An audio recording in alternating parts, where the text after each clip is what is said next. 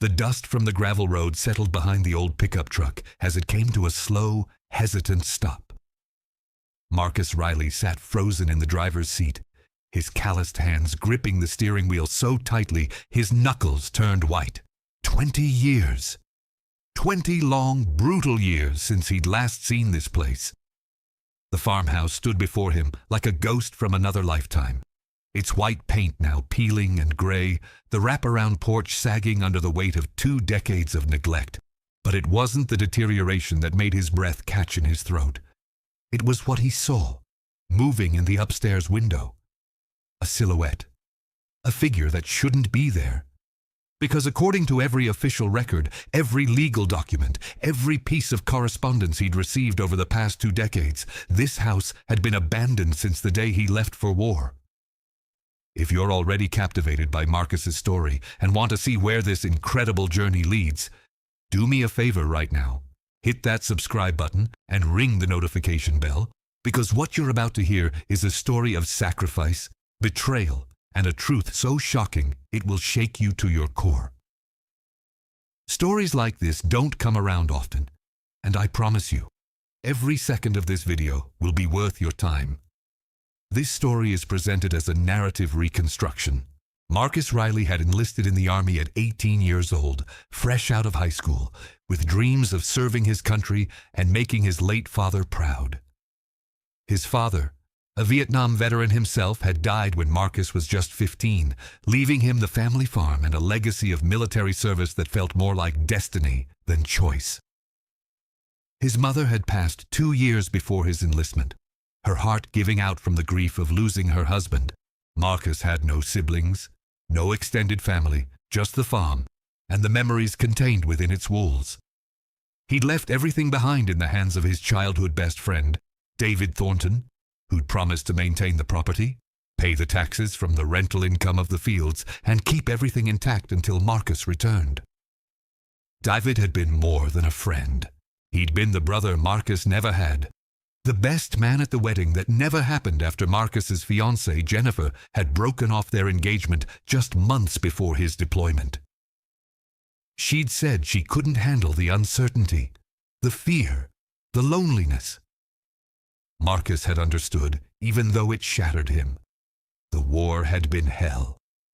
Marcus had served 4 tours in the Middle East, each one extending his service, each one taking another piece of his soul.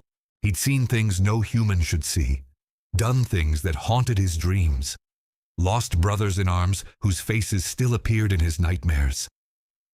An IED explosion during his final tour had left him with a traumatic brain injury, shrapnel scars across his back and legs, and PTSD that made civilian life feel like navigating a minefield of triggers and flashbacks. The military had kept him for 2 additional years after his injury, shuffling him through hospitals, rehabilitation centers, and psychiatric evaluations. When they finally discharged him with a medical retirement and a chest full of medals he never wanted, Marcus had found himself lost in a world that no longer made sense. He drifted for 3 years, moving from one Veterans Affairs facility to another, struggling with addiction, homelessness, and a crushing depression that made each day feel like a battle more intense than anything he'd faced overseas. But 6 months ago, something had changed. A fellow veteran at a group therapy session had looked him in the eye and said something that pierced through the fog of his despair. "You're still breathing, brother. That means you've still got a mission. You just haven't figured out what it is yet." Those words had ignited something in Marcus, a spark of the man he used to be. He'd gotten clean, stayed clean, and started the long, painful process of rebuilding himself.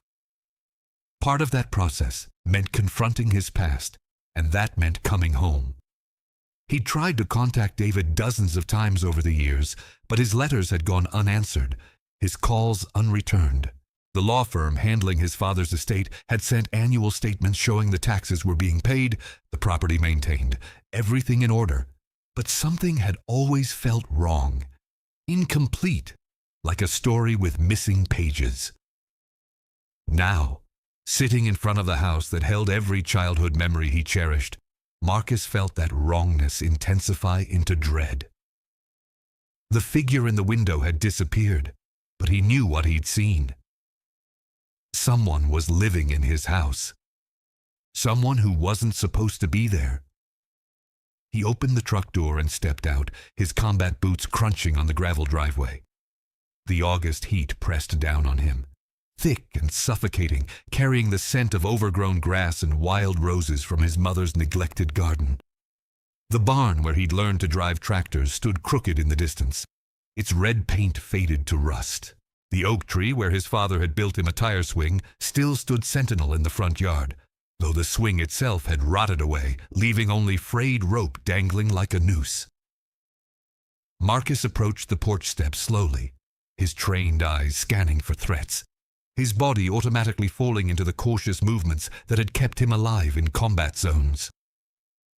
The wood groaned under his weight as he climbed the steps, each creak echoing like a gunshot in the heavy silence. The front door was different, new, solid oak with a modern lock instead of the old screen door and simple deadbolt he remembered. He reached for the doorbell, then stopped.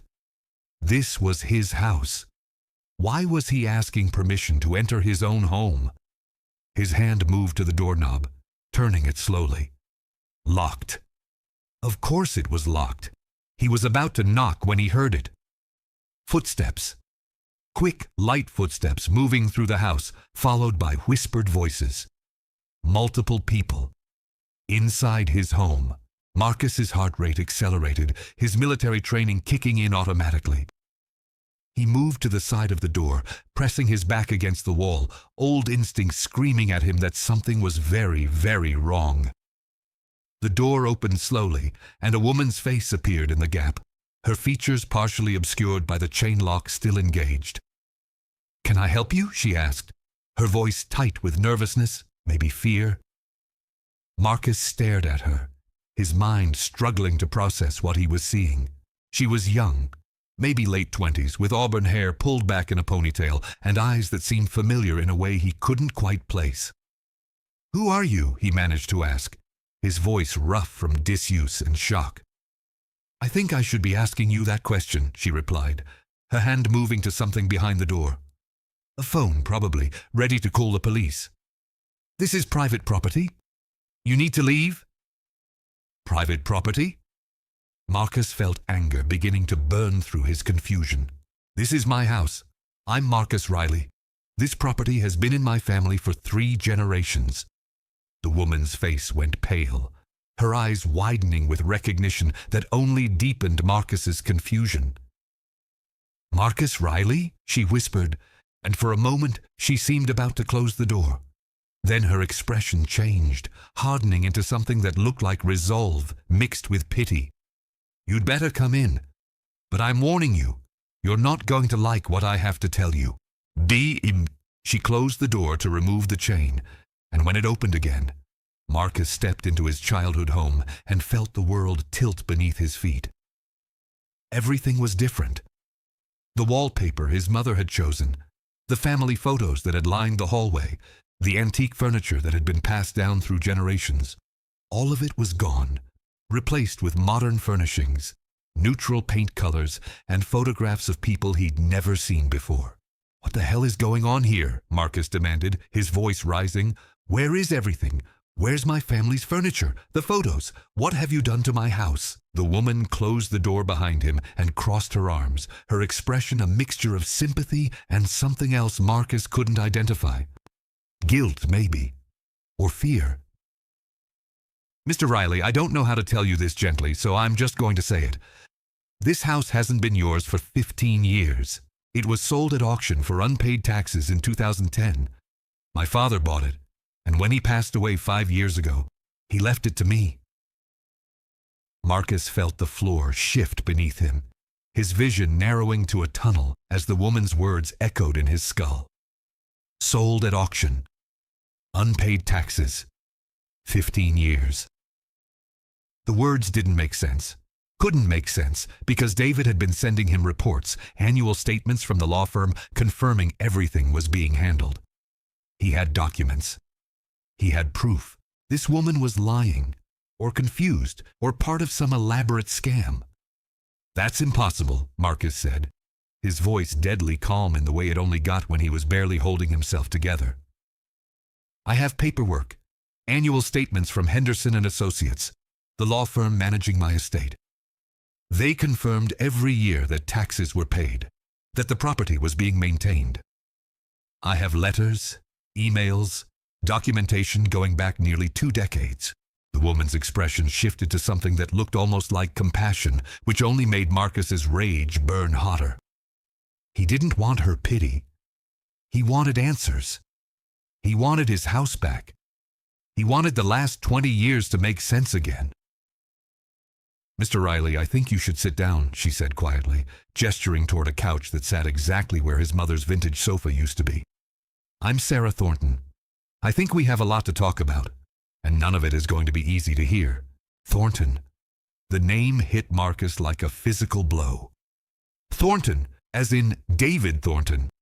His mind was racing now, connecting dots he didn't want to connect, seeing patterns that made his stomach turn.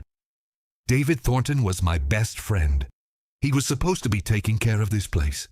He was supposed to be paying the taxes, maintaining everything until I got back. Are you saying he's your father?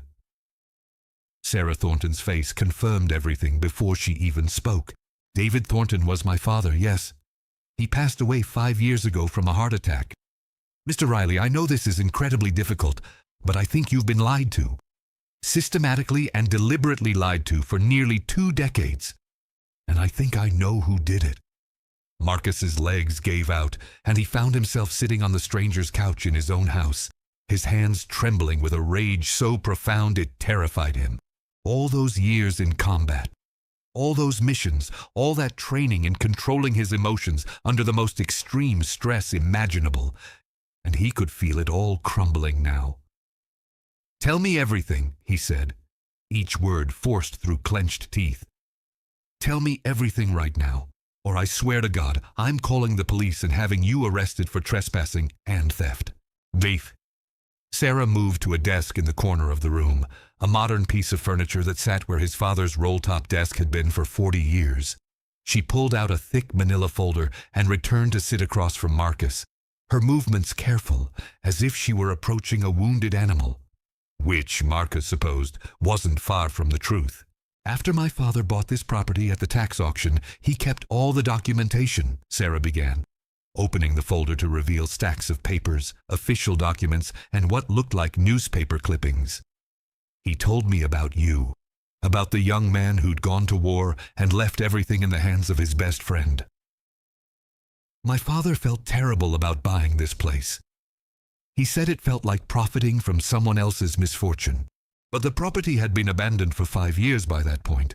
The taxes hadn't been paid since 2005, and it was falling apart. That's a lie, Marcus interrupted, pulling out his phone with shaking hands. I have the statements right here. I can show you. He scrolled through his email, finding the messages from Henderson and Associates, opening them to show Sarah. Look, annual confirmations, taxes paid, property maintained, every single year from 2005 until last year, all signed by Robert Henderson himself. Sarah's face grew even more troubled as she looked at Marcus's phone. She pulled out another document from her folder and held it up next to the screen. Mr. Riley, this is the official county record of the tax auction. The property at 4287 County Road 19 was sold on August 14, 2010 for $67,000 to cover unpaid property taxes dating back to 2005, plus penalties and interest. The previous owner of record was listed as Marcus James Riley, and the sale was conducted after all legal notification requirements were met, including certified letters sent to your last known military address and publication in the county newspaper for 6 consecutive weeks. Marcus stared at the document, his mind refusing to process what he was seeing. The county seal looked authentic. The signatures appeared official. The dates aligned with what Sarah was telling him, but they contradicted everything he'd been told for 15 years. I never received any certified letters. I never saw any newspaper notices. And I definitely never received any notification that my property was being sold. Where were you in 2010? Sarah asked gently. What was your address? Marcus closed his eyes, forcing himself to remember. 2010. He'd been in the hospital then. Walter Reed Medical Center, recovering from the IED blast that had ended his military career. He'd been there for 8 months, from March through November, undergoing surgeries, physical therapy, and psychiatric treatment. The military had handled all his mail, all his correspondence. Everything had been forwarded through official channels. I was hospitalized, Marcus said slowly, a terrible suspicion beginning to form in his mind. Military hospital. All my mail was being handled by the Veterans Affairs Office and forwarded to my legal representative. And who was your legal representative? Sarah asked, though her expression suggested she already knew the answer. Robert Henderson of Henderson and Associates, Marcus whispered, the pieces finally falling into place with sickening clarity. The same man who's been sending me annual confirmations that everything was being taken care of. The same man who's been lying to me for 15 years. Sarah nodded grimly and pulled out another document. Mr. Riley, I did some research after my father died, and I inherited this property. Something about the whole situation bothered me, so I hired a private investigator. This is what he found. She handed Marcus a background report on Robert Henderson, and what Marcus read made his blood run cold. Robert Henderson had been disbarred in 2018 for misappropriation of client funds, fraud, and breach of fiduciary duty. The investigation had revealed a pattern of behavior going back more than 20 years. Henderson had targeted vulnerable clients, particularly military personnel deployed overseas, elderly individuals with dementia, and others who couldn't easily monitor their affairs. He'd stolen from estate accounts, sold properties without authorization, and created elaborate paper trails to cover his crimes. But the report went deeper. It showed that Robert Henderson and David Thornton had been business partners in several real estate ventures throughout the 2000s. They'd bought and sold dozens of properties together, often picking up distressed or abandoned homes at tax auctions and flipping them for profit. The investigator had found email correspondence between Henderson and Thornton, dating back to 2006, discussing the Riley property and how to handle the situation once the taxes went unpaid. Marcus felt bile rising in his throat. David, his best friend, the man he'd trusted with everything, the brother he'd chosen when blood family was gone. David had betrayed him, stolen from him, and then died before Marcus could ever confront him with the truth. There's more, Sarah said quietly, and Marcus wasn't sure he could handle more, but he nodded for her to continue. The investigator found that Henderson didn't just let the taxes go unpaid. He actively intercepted the tax notices, the county correspondence, everything that would have alerted you to the problem. He had power of attorney over your affairs, so he could legally receive all your mail. He simply buried anything related to the property taxes while continuing to send you fake annual statements claiming everything was fine. Why? Marcus asked, his voice breaking. Why would they do this? David was my friend. We grew up together. We were going to be brothers-in-law before Jennifer left me. Why would he steal my family's home? Sarah's expression turned even more sympathetic, and Marcus braced himself for whatever was coming next. Mr. Riley, I think you need to understand something about my father. He wasn't the man you remembered. People change, especially when money gets involved. The investigator found that my father had significant gambling debts in the mid-2000s. He owed money to some very dangerous people, and he was desperate. This property, with its 40 acres of farmland in a rapidly developing area, was worth a fortune even then. Today, with the way this county has grown, it's worth close to $2 million. $2 million. Marcus's childhood home, his family's legacy, the place where his parents were buried in the small cemetery at the edge of the property, was worth $2 million. And David Thornton, the man Marcus had trusted with his life, had stolen it to pay gambling debts. Henderson and my father had a deal, Sarah continued, her voice heavy with shame for sins that weren't hers. Henderson would let the taxes lapse, intercept all the official notices, and keep you in the dark. When the property went to auction, my father would buy it for pennies on the dollar compared to its real value. They'd split the eventual profits when the property was sold or developed. Henderson would continue to send you fake statements to keep you from asking questions, and by the time you ever came home, it would be too late to do anything about it. Video thieves. Marcus stood abruptly, pacing the room like a caged animal, his hands clenching and unclenching as he fought to control the rage threatening to consume him. So they stole my home. They stole my family's land. They profited from my service, from my sacrifice, from my injuries. They counted on me either dying in combat or being too damaged to ever come back and discover what they'd done. "I'm so sorry," Sarah said, and she sounded like she meant it. "When my father died and I found all this documentation, I was horrified. I'd grown up in this house, not knowing its history, not knowing how my father had really acquired it. I thought about trying to find you, to tell you the truth, but I didn't know how. The investigator couldn't locate you. It was like you disappeared." "I was homeless," Marcus said bitterly. "For 3 years after I got out of the VA system, I was living on the streets, in shelters, under bridges. I was so broken I couldn't even remember my own name half the time. PTSD, addiction, traumatic brain injury. I was exactly what they hoped I'd be. Too damaged to ever come back."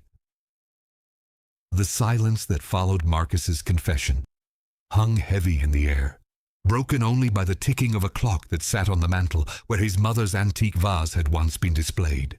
Sarah Thornton sat perfectly still, her hands clasped in her lap, her eyes filled with a mixture of guilt and something else that Marcus was too angry to interpret. He continued pacing, his combat boots leaving faint marks on the hardwood floors that his father had installed by hand 40 years ago. Floors that now belonged to the daughter of the man who had stolen everything from him. "Mr. Riley," Sarah finally said, her voice steady despite the emotional weight of the conversation. "I know this doesn't fix anything, and I know it doesn't give you back the 15 years that were stolen from you, but I want you to know that I had no part in what my father did. I was a child when this property was purchased. I grew up here not knowing the truth, and when I discovered it after his death, I was devastated. My father wasn't the man I thought he was." Marcus stopped pacing and turned to face her, his eyes hard. "You say you had no part in it, but you're still living here. You're still benefiting from what they did. This house, this land, it's all built on lies and betrayal. Every day you spend here, you're profiting from what was stolen from me." Sarah stood, meeting his gaze without flinching. "You're absolutely right, and that's why I want to propose something. But before I do, you need to hear the rest of the story, because there are things about this situation that are even worse than what I've already told you." "Worse?" Marcus laughed, a harsh, bitter sound. "How could it possibly be worse? My best friend and my lawyer conspired to steal my family home. They counted on me being too broken or too dead to ever find out. What could be worse than that?" Sarah walked to a window that overlooked the backyard, the yard where Marcus had played as a child, where his father had taught him to throw a baseball, where his mother had tended her vegetable garden. "Do you remember a woman named Jennifer Carlisle?" she asked quietly. "Your former fiancée?" The name hit Marcus like a punch to the gut.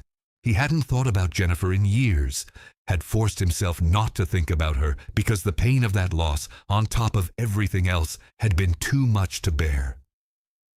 "What does Jennifer have to do with any of this?" Sarah turned back to face him, and the pity in her eyes made Marcus want to scream. "Jennifer Carlisle married David Thornton in 2006, less than a year after you deployed. They had 2 children together. She was my stepmother until their divorce in 2012, 2 years after my father bought this property." The room spun. Marcus reached for the wall to steady himself, his mind rejecting what he'd just heard, even as his heart recognized the truth of it. Jennifer and David, his fiancée and his best friend. While he was overseas getting shot at, watching his brothers die, losing pieces of himself he'd never get back, they were building a life together. In his house. on his land. With his money. They lived here? Marcus asked, his voice barely above a whisper. They lived in my family's home? Sarah nodded, her expression pained. From 2010 until their divorce in 2012. My father, Jennifer, and their 2 children. I was away at college during most of that time, so I only visited on holidays. Jennifer redecorated everything, changed all the furnishings, painted over the wallpaper. She wanted to make the house her own, to erase any trace of what had been here before. Marcus felt something breaking inside him, something fundamental and irreparable. The betrayal wasn't just about money or property. It was personal, intimate. The 2 people he'd trusted most in the world had destroyed him together, had built their happiness on the ruins of his life, had erased his family's legacy so completely that nothing remained but memories that now felt poisoned. Why did they divorce? He heard himself ask, though he wasn't sure why it mattered. Money mostly, Sarah said with a sad smile. Jennifer wanted my father to sell this property and buy something bigger, more luxurious. She'd gotten used to a certain lifestyle and wanted more. But my father refused. I think in some twisted way he felt guilty about how he'd acquired this place. Selling it would have forced him to confront what he'd done. So they fought about it constantly, and eventually Jennifer left him for someone with deeper pockets. She took the kids and moved to California. I haven't spoken to her in years. Marcus walked to the window and looked out at the property that had defined his childhood. He could see the barn in the distance, the fence line that separated the pasture from the woods, the small family cemetery on the hill where his parents rested. Everything looked the same from this distance, but he knew it was all different now, tainted by knowledge he could never unknow. Henderson is still out there, Marcus said, his voice taking on a harder edge. He's been disbarred, but he's still free, still living off the money he stole from me, and God knows how many others. Where is he? Sarah hesitated, and Marcus could see her weighing how much to tell him. The investigator found him living in Florida, in a retirement community near Tampa. He has a condo, a boat, a comfortable life built entirely on money he embezzled from clients. The disbarment proceeding recovered some assets, but most of his victims never got full restitution. He's in his 70s now, and apparently he's fighting the disbarment, ruling with appeals and motions that could take years to resolve. Marcus pulled out his phone and began typing.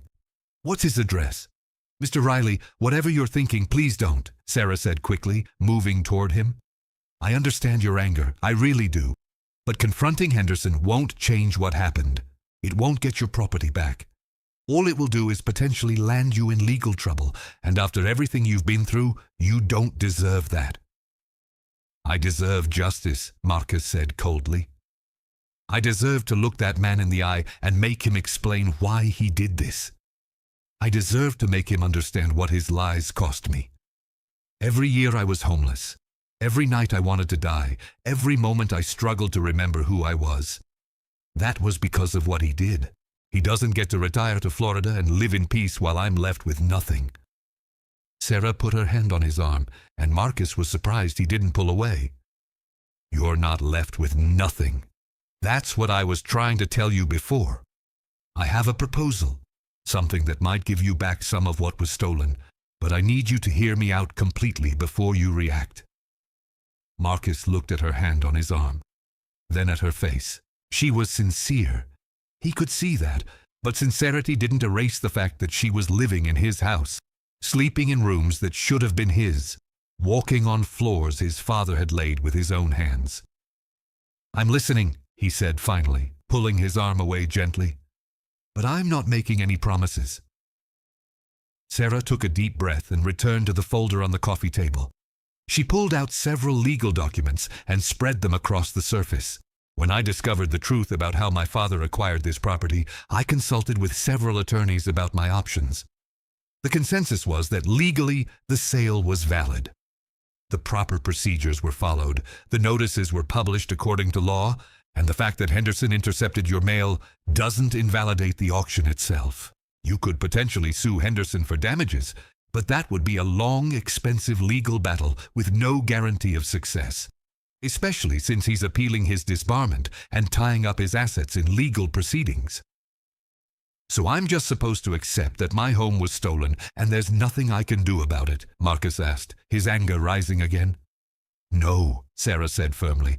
What I'm proposing is this. I transfer the property back to you. All of it. The house, the land, everything. I'll execute a quitclaim deed transferring ownership back to your name, and I'll do it for $1, the minimum legal consideration required to make the transfer valid. Marcus stared at her, certain he'd misheard. You'd give me back my property, just like that? Why would you do that? Because it's the right thing to do, Sarah said simply. This property was never really mine. It was stolen from you, and the fact that my father's theft was technically legal doesn't make it morally right. I've built a good life for myself. I have a successful career as a forensic accountant, ironically enough, and I own a condo in the city. I don't need this house. I kept it after my father died because I didn't know what else to do with it, and because part of me felt like selling it would be profiting even more from my father's crime. But it belongs to you, Mr. Riley. It always has. Marcus felt tears burning his eyes, the first tears he'd allowed himself in years. I don't understand. You don't even know me. Why would you give up something worth $2 million to a stranger? Sarah smiled sadly. My father spent the last years of his life eaten alive by guilt. He drank himself into a heart attack at 62 because he couldn't live with what he'd done. Before he died, he told me everything, made me promise to make it right if I ever could.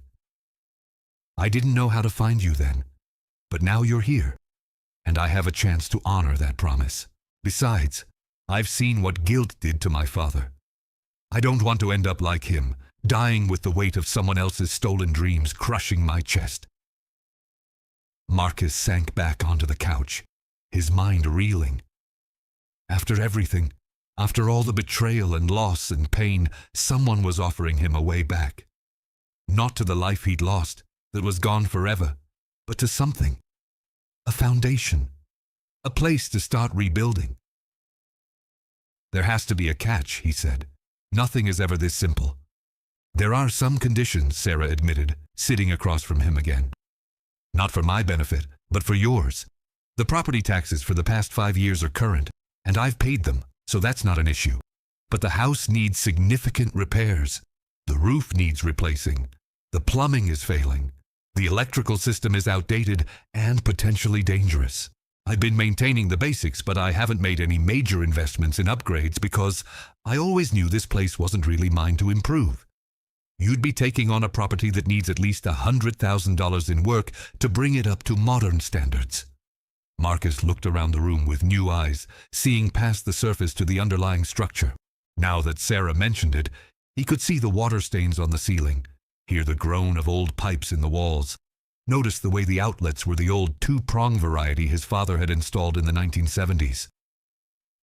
I can do most of the work myself, he said slowly, his mind already planning, organizing, finding purpose in the challenge.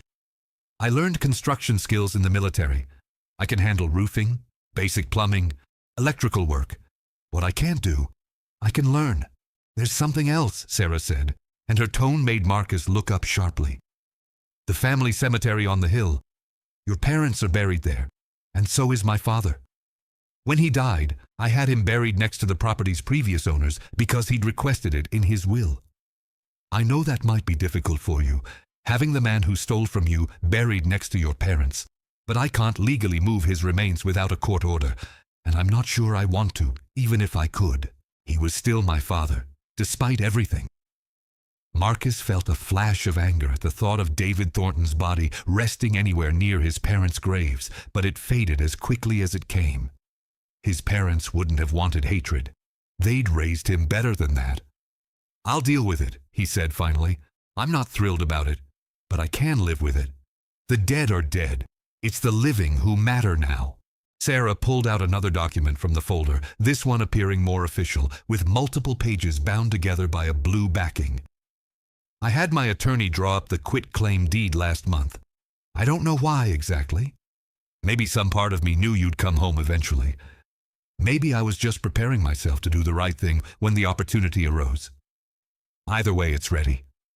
All it needs is our signatures and a notary, and the property transfers back to you." Marcus took the document with trembling hands, scanning the legal language that essentially gave him back his birthright. The words blurred on the page as emotions he'd suppressed for 2 decades threatened to overwhelm him. He'd been trained to compartmentalize, to push feelings aside and focus on the mission, but sitting here in his childhood home, holding a document that represented both everything he'd lost and everything he might regain, his defenses were crumbling. "When can we do this?" he asked, his voice rough with suppressed emotion. "When can we make this transfer official?" "My attorney has a notary on staff. I can call her right now if you want. We could have this done by tomorrow afternoon." Sarah pulled out her phone, then paused. "But Mr. Riley, I need to make sure you understand what you're taking on. This isn't just about the property. There are emotional implications that go beyond the legal transfer. Are you ready to live in a house where your former fiancé raised children with your former best friend? Where they had family dinners and celebrated holidays and built memories that have nothing to do with you? Where every room has been changed so thoroughly that barely anything of your original home remains?" Marcus stood and walked through the house slowly, Sarah following at a respectful distance. The layout was the same. That couldn't be changed without major structural work, but everything else was different. The kitchen, where his mother had taught him to bake bread, now had modern stainless steel appliances and granite countertops. The living room, where his father had watched football games every Sunday, was painted in neutral beiges instead of the warm yellows his mother had loved. The dining room, where they'd celebrated every holiday and birthday, was now a home office with a desk and filing cabinets. He climbed the stairs, each step creaking in a familiar pattern that was the only thing that remained unchanged. The master bedroom, where his parents had slept, was now a generic guest room with bland furniture and impersonal artwork. His childhood bedroom, where he dreamed of becoming a soldier like his father, was painted pink and purple, clearly having been used as a little girl's room during Jennifer and David's residence. But the bones of the house were still there. The oak floors his father had installed. The crown molding his grandfather had carved by hand. The wide windowsills where his mother had kept her collection of ceramic birds. The built-in bookshelves his father had constructed in the hallway. The structure, the foundation, the soul of the house remained, buried under layers of other people's lives, but still present, still waiting to be reclaimed. "I can handle it," Marcus said finally, returning to the main floor where Sarah waited. "I've handled worse. At least this is my ghost to face, my history to reclaim. For 20 years I've been living with other people's trauma, other people's wars, other people's nightmares. This is mine. These walls knew me before the war, before the betrayal, before everything went wrong. Maybe they can help me remember who I was supposed to be." Sarah smiled, and Marcus could see relief in her expression. "I'll call my attorney right now. We can meet at her office tomorrow at 2 o'clock if that works for you. In the meantime, is there somewhere you're staying? Do you have a place to sleep tonight?" Marcus thought of the cheap motel 15 miles down the highway where he'd rented a room, a depressing space with stained carpets and the smell of industrial cleaner that barely masked decades of cigarette smoke. "I have a motel room, but I'm not sure I can go back there now. Not when I'm this close to home." "Then stay here tonight," Sarah offered. "The guest room is made up, and there's food in the kitchen. I can stay with a friend in town. This is still your house, Mr. Riley, even if the paperwork hasn't caught up with reality yet. You should be here." Marcus wanted to argue, wanted to maintain some dignity and independence, but the thought of sleeping under this roof again, of waking up in his family's home after 20 years of exile, was too powerful to resist. "Are you sure? I don't want to impose." "You're not imposing. This is your home." Sarah began gathering her things, packing some clothes into an overnight bag she retrieved from upstairs. "There's leftover pasta in the refrigerator, and the coffee maker is pretty straightforward. I'll be back tomorrow morning around 9 to pick up a few more things before we head to the attorney's office. Make yourself at home, Mr. Riley. Really." After Sarah left, Marcus stood in the center of the living room, listening to the silence of the house. It was different from the silence of the battlefield, which was always pregnant with threat, or the silence of the VA hospital, which was sterile and artificial.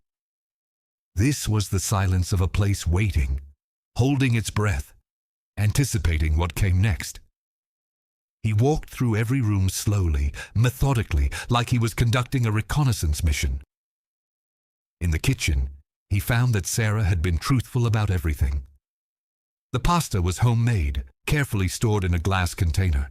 The refrigerator was well stocked with fresh vegetables, quality ingredients, the kitchen of someone who took care of themselves. It was so different from the bare, desperate refrigerators of his recent years, containing nothing but cheap beer and expired takeout containers. Marcus heated the pasta and ate it standing at the counter, looking out the window at the backyard. The vegetable garden his mother had tended so carefully was gone, replaced by a simple lawn. The clothesline where she'd hung sheets to dry in the summer sun had been removed. The swing set his father had built was nowhere to be seen. But the oak tree still stood, massive and permanent, and Marcus remembered climbing it as a child, remembered his father teaching him which branches would hold his weight and which would break. After eating, he explored the rest of the house. In the basement he found some of the original furniture, items that Sarah or David or Jennifer had apparently deemed not worth keeping, but also not worth disposing of. His mother's antique sewing machine sat in a corner, dusty but intact. Several boxes of books bore his father's handwriting on the labels. A trunk that Marcus recognized as belonging to his grandfather was pushed against the far wall. He opened the trunk with hands that shook with anticipation. Inside were photographs, hundreds of them, documenting his family's history going back generations. His great-grandparents standing in front of this very house when it was newly built in 1924. His grandparents on their wedding day. His father as a young soldier in Vietnam. His mother pregnant with Marcus, glowing with joy. And photos of Marcus himself, as a baby, as a toddler, as a young boy learning to ride a bike, as a teenager in his football uniform, as a young man in his army dress uniform the day he enlisted. Marcus sat on the basement floor, surrounded by these images, these frozen moments of a life that felt like it belonged to someone else. The boy in these photos had been so innocent, so full of hope and dreams that had nothing to do with war or betrayal or survival. That boy had believed in friendship and love and the fundamental goodness of people. That boy had no idea what was coming. But that boy had also been strong. He'd been his father's son, raised with values of duty and honor and perseverance. He'd been his mother's son, taught to be kind and compassionate and resilient. Those qualities hadn't disappeared, Marcus realized. They'd been buried under trauma and pain and years of just trying to survive. But they were still there, still part of who he was. He carried the trunk upstairs and spent hours going through every photograph, every document, every scrap of his family's history. He found his parents' marriage certificate, his father's discharge papers from Vietnam, his mother's college diploma, his own birth certificate. He found letters his father had written to his mother during the war, passionate declarations of love and promises of a future they'd actually gotten to live. He found his mother's recipe cards, each one annotated with notes about which occasions she'd made each dish and who had particularly enjoyed it. As midnight approached, Marcus finally made his way to the guest room. It felt strange sleeping in this bed, in this room that should have been familiar but was decorated by strangers for strangers. But when he turned off the light and lay in the darkness, he could hear the house settling around him, the same creaks and groans he remembered from childhood. He could hear the wind in the oak tree outside, the distant sound of the highway, the natural symphony of the countryside at night. For the first time in 20 years, Marcus Riley slept in his family's home, and for the first time in longer than he could remember, he slept without nightmares. The ghosts that usually haunted his dreams were quiet, perhaps sensing that he'd finally found his way back to a place where healing might be possible. He woke at dawn, his military training making it impossible to sleep past sunrise. The house was bathed in soft morning light, and Marcus made coffee using Sarah's expensive machine, drinking it while standing on the back porch and watching the sun rise over land that would soon be his again. The property stretched out before him, 40 acres of fields and woods and possibilities. It was overgrown and wild, needing work and attention, but it was beautiful in its abandonment, like it had been waiting for him to come home and give it purpose again. Marcus spent the morning walking every inch of the property. He inspected the barn, which was in worse shape than it appeared from a distance, with a sagging roof and rotted boards that would need to be replaced. He walked the fence line, noting where posts had fallen and wire had rusted through. He visited the family cemetery on the hill, standing before his parents' headstones, and reluctantly, David Thornton's marker as well. His father's stone read, James Marcus Riley, 1945-2000, beloved husband and father. Vietnam veteran, he served with honor. His mother said, Catherine Ann Riley, 1947-2002, beloved wife and mother. Her love lives on. They were simple markers, dignified and appropriate, exactly what his parents would have wanted. David Thornton's headstone was more elaborate, with an angel carved into the granite and an inscription that read, David Michael Thornton, 1982-2020, beloved father, may he find peace. Marcus stared at that last line for a long time. May he find peace. Had David found peace? Had he died with guilt eating him alive, as Sarah suggested, or had he rationalized his betrayal and convinced himself he'd done nothing wrong? Marcus would never know, and he realized that was perhaps the hardest part of all this. There would be no confrontation with David, no chance to ask why, no opportunity for apologies or explanations or closure. David had taken those answers to the grave, leaving Marcus with nothing but questions and a betrayal that would never be fully resolved. But Robert Henderson was still alive. Henderson, who had masterminded the theft, who had intercepted Marcus's mail and forged documents and created an elaborate web of lies that had lasted 15 years. Henderson, who was living comfortably in Florida while Marcus had been homeless and broken and lost, that was a confrontation Marcus could still have, a reckoning that was still possible. Sarah arrived promptly at 9 o'clock, finding Marcus on the front porch with a notepad where he'd been sketching repair plans and making lists of materials he'd need. She looked relieved to see him there, as if part of her had worried he might have disappeared in the night, unable to face the weight of reclaiming his past. Good morning, she said, climbing the porch steps with 2 cups of coffee from a local shop. I wasn't sure if you'd already had breakfast, but I brought coffee and some pastries from the bakery in town. I hope that's okay. Marcus accepted the coffee gratefully, surprised by the gesture of kindness from someone who had every reason to simply complete the legal transaction and move on with her life. Thank you. I've been up since dawn, walking the property and making plans. There's a lot of work to be done, but nothing I can't handle. They sat together on the porch, eating pastries and discussing the practical details of the property transfer. Sarah explained that she'd already had the utilities transferred to her name when she inherited the house, and she'd worked with the companies to transfer them to Marcus after the deed was signed.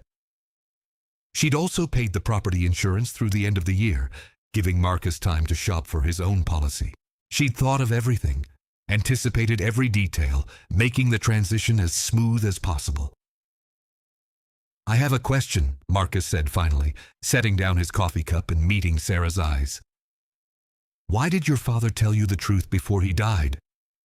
If he'd kept quiet, you never would have known how he acquired this property. You could have lived here or sold it without ever knowing about the betrayal. Why confess when he was dying anyway? Sarah was quiet for a moment, her gaze distant. I've thought about that a lot over the past 5 years. I think in the end, my father couldn't die with that secret. The guilt had consumed him, turned him into someone I barely recognized in his final years. He drank constantly, pushed away everyone who cared about him, became paranoid and bitter. On his deathbed, with nothing left to lose, I think he needed someone to know the truth.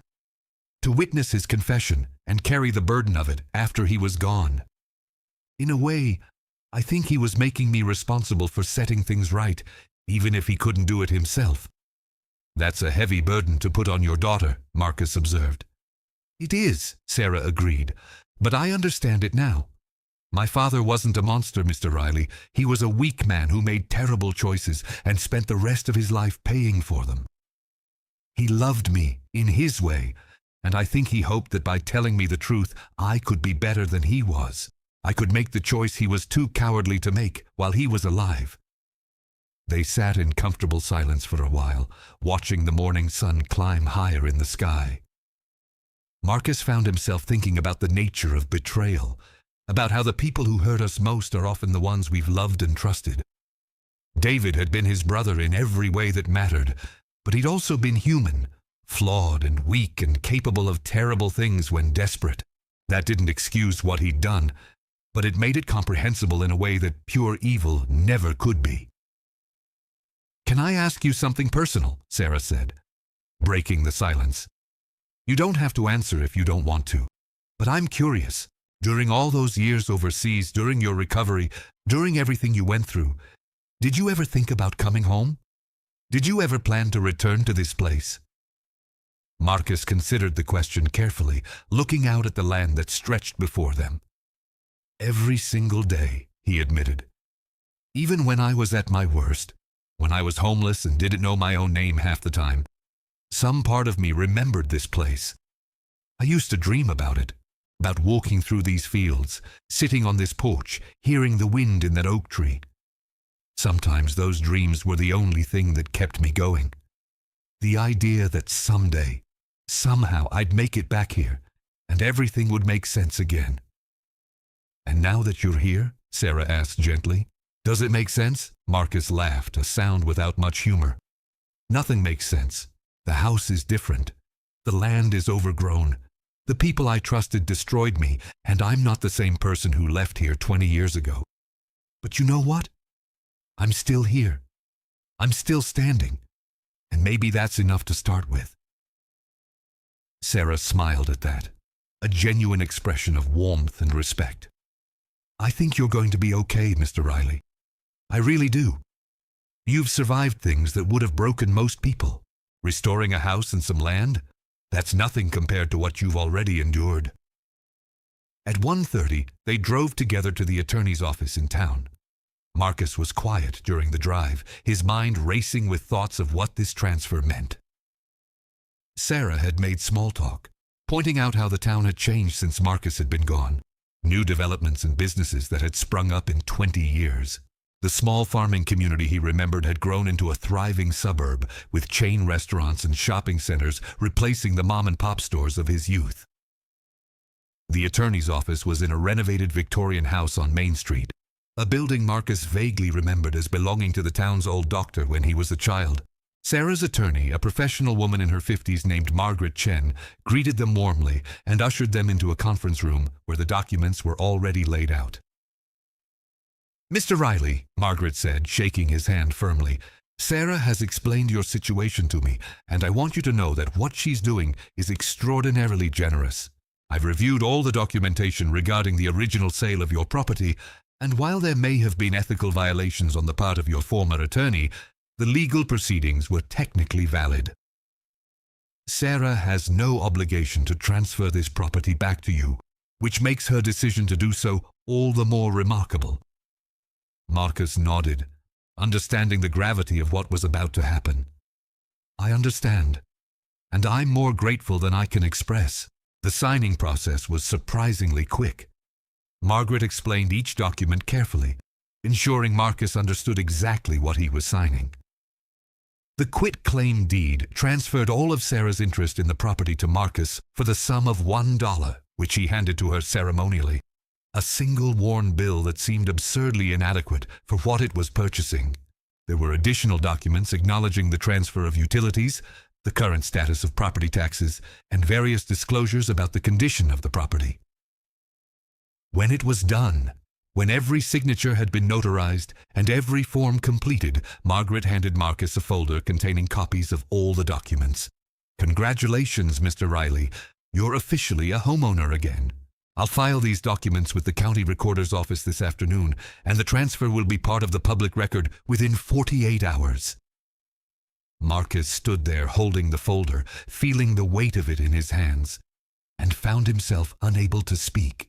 After 20 years of loss and struggle and pain, after betrayal by the people he'd trusted most, after homelessness and addiction, and wanting to die more days than he wanted to live, he was standing in an attorney's office holding proof that he had a home again, that he had a foundation, that he had a reason to keep going.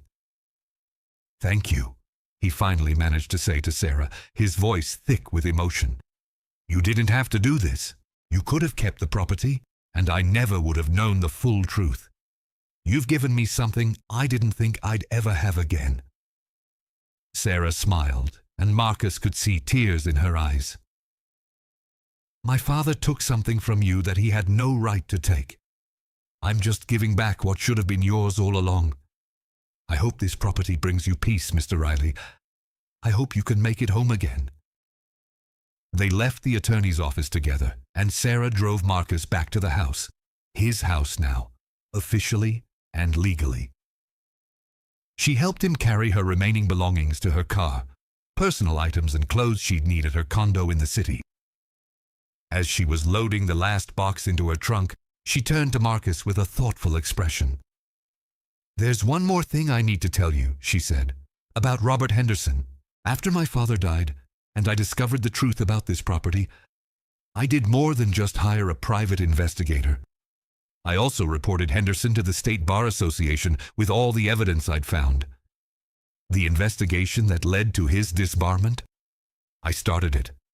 I gave them everything, every document, every email, every piece of proof of what he'd done to you and to his other clients." Marcus stared at her, processing this information. "You're the reason he was disbarred?"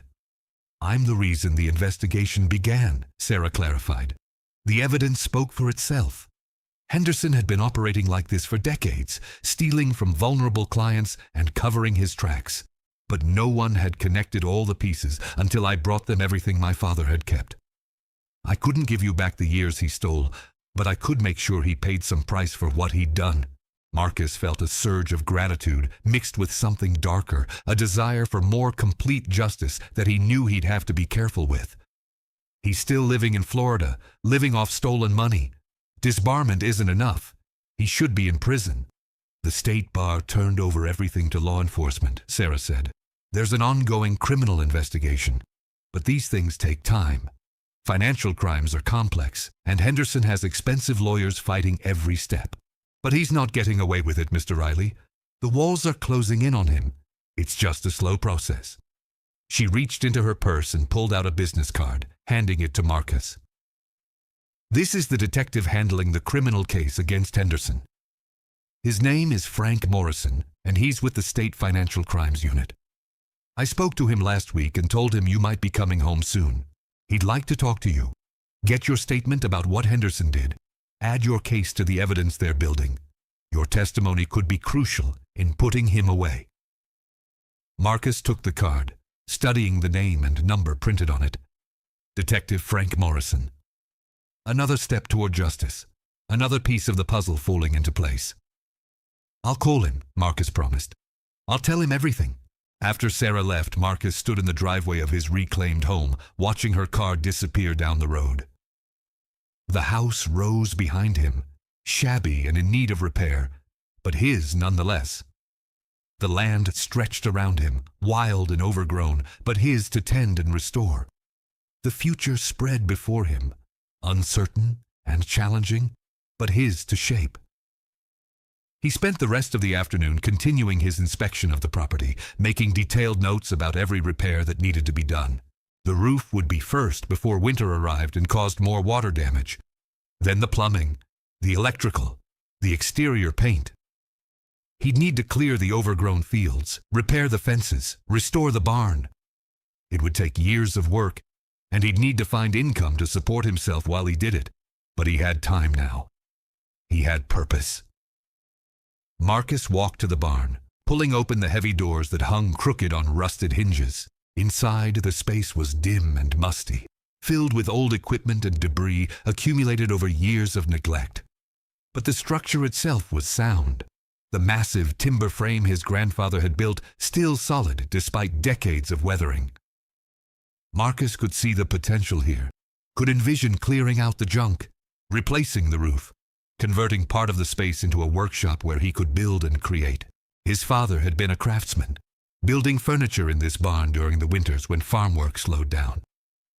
Marcus remembered watching him work, learning how to use tools, understanding how patience and precision could transform raw wood into something beautiful and functional. Those skills were still in him, dormant but not forgotten. He could resurrect that tradition, could fill this barn with the sounds of sawing and hammering, could create things with his hands the way his father had. As he explored deeper into the barn, Marcus discovered something that stopped him in his tracks. In the far corner, covered with a tarp and buried under boxes, was his father's old workbench. The surface was scarred and stained from years of use, but it was exactly as Marcus remembered it. He pulled away the covering debris, running his hands over the worn wood, and felt a connection to his father so powerful it brought tears to his eyes. Carved into one corner of the bench, almost invisible unless you knew where to look, were the initials JMR plus MJR, with a date, 1995. His father had carved them there the summer before he died, a father and son working together, marking their shared space and shared time.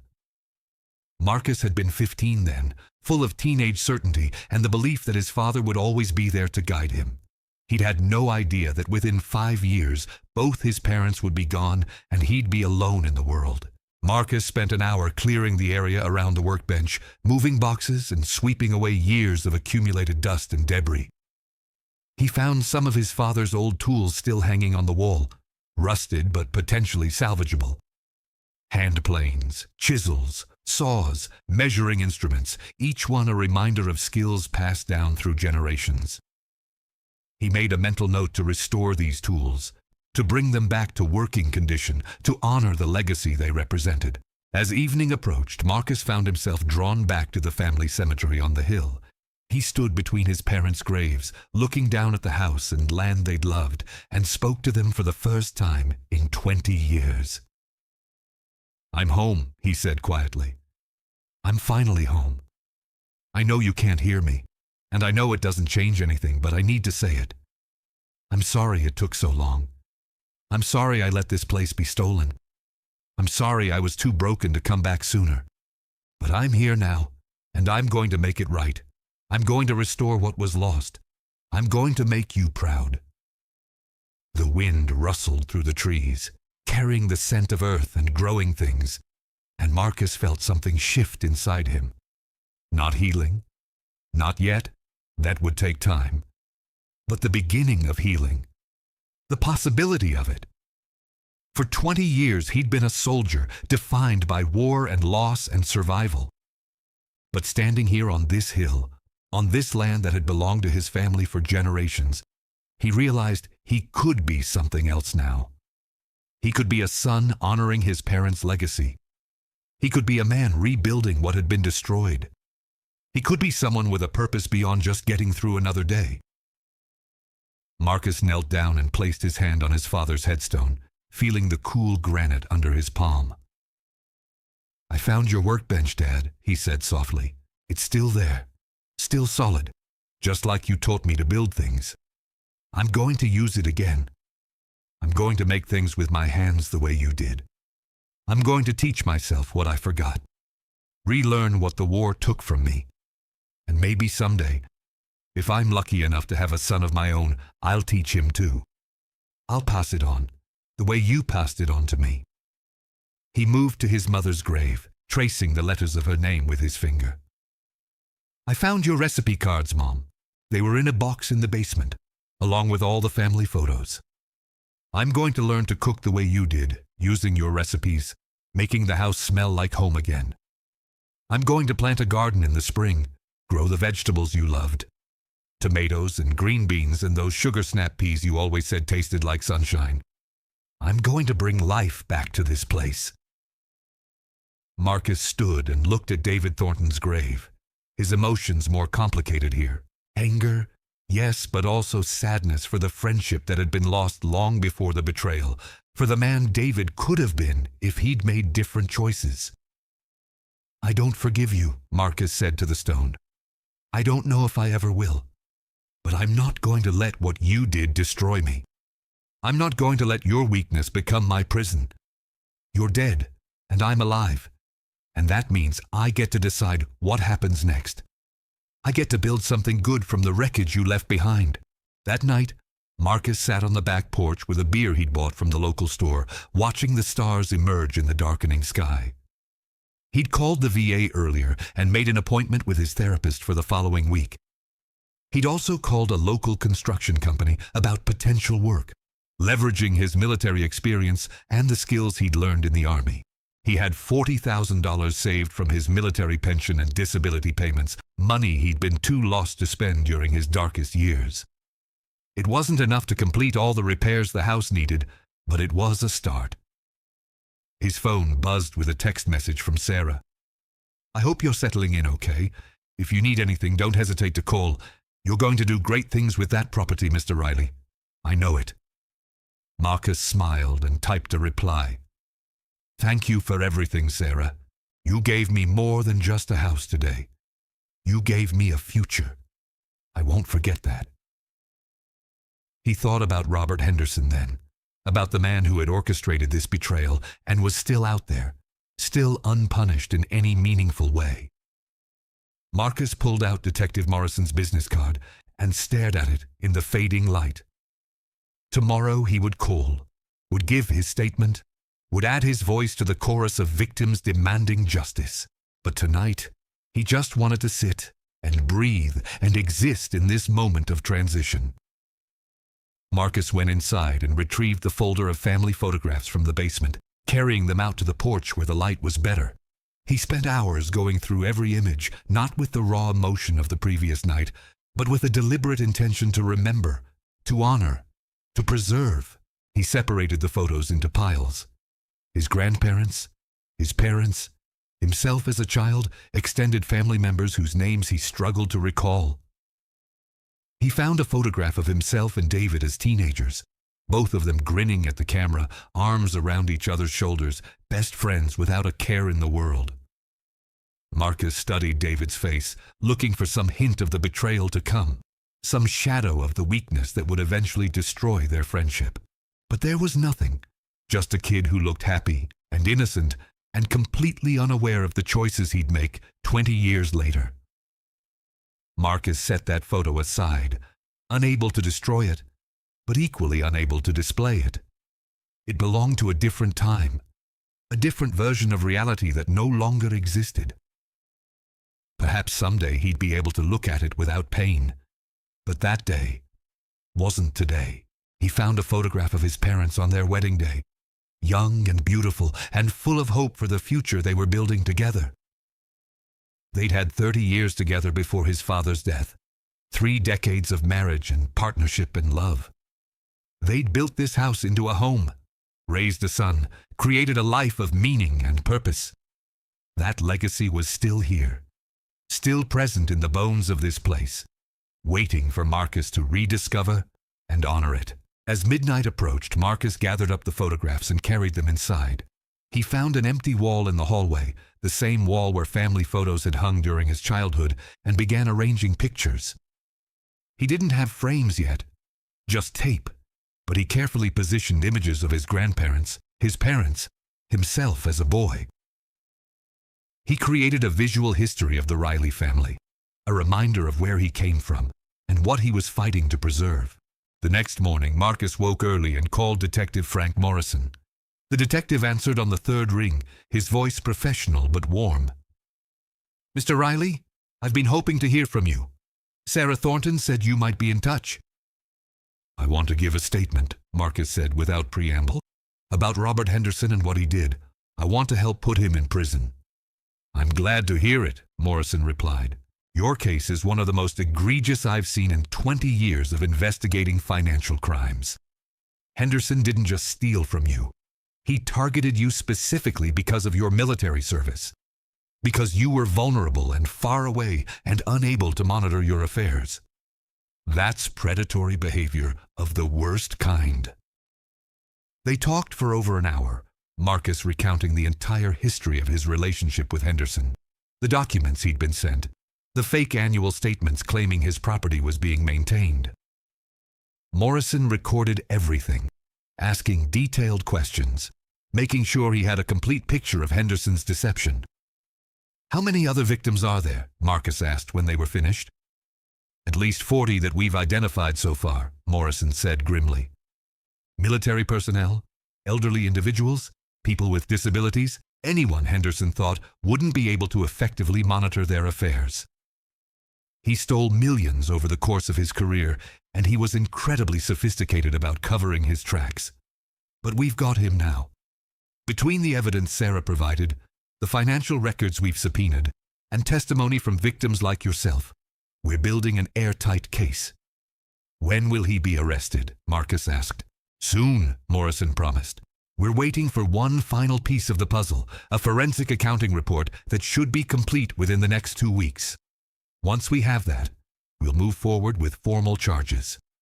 I'll keep you updated on the progress, and we'll need you to testify at trial if it goes that far." "I'll be there," Marcus said.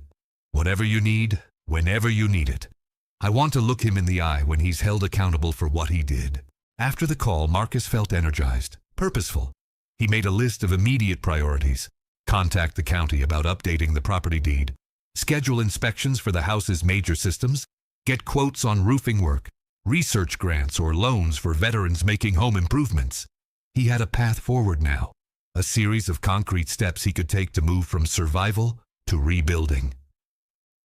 Over the following days, Marcus threw himself into understanding the full scope of the property's needs. He hired a home inspector who spent an entire day going through the house from foundation to attic, documenting every issue and estimating repair costs.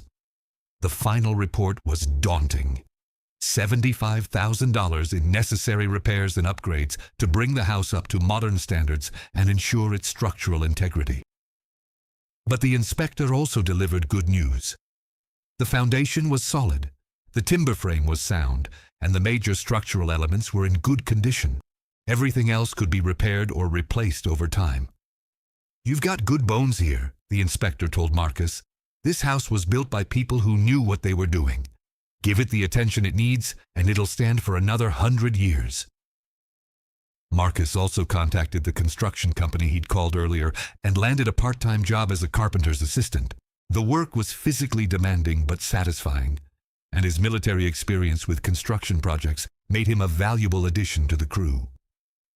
The pay wasn't spectacular, but combined with his pension and disability payments, it would allow him to slowly accumulate the funds needed for the major repairs. In the evenings after work, Marcus would return to his property and spend hours working on smaller projects.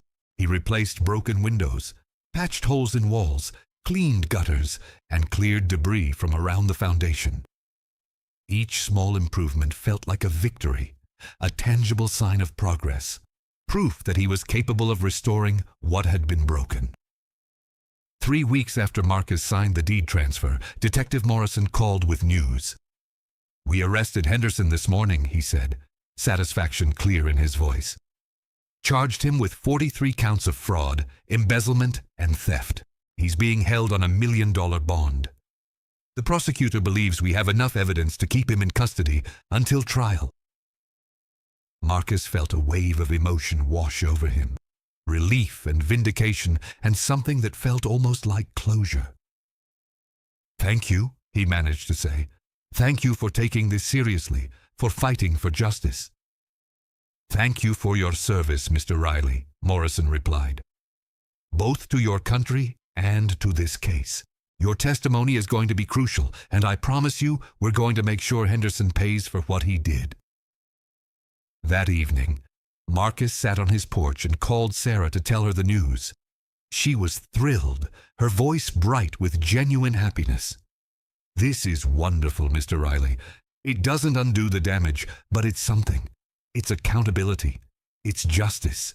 They talked for a while longer, and Sarah mentioned she'd been thinking about visiting the property again, wanting to see what progress Marcus had made. "I'd like that," Marcus said, surprising himself with how much he meant it. Sarah had become a friend, one of the few people who understood the full scope of what he'd endured and what he was fighting to rebuild. As the weeks turned into months, Marcus fell into a rhythm.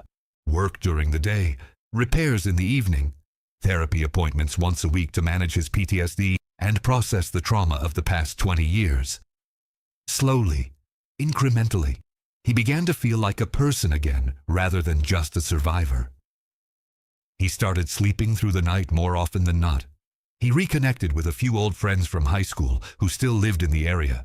He even started attending a local veteran support group, sharing his story and hearing others in return. The property transformed around him, responding to his care and attention.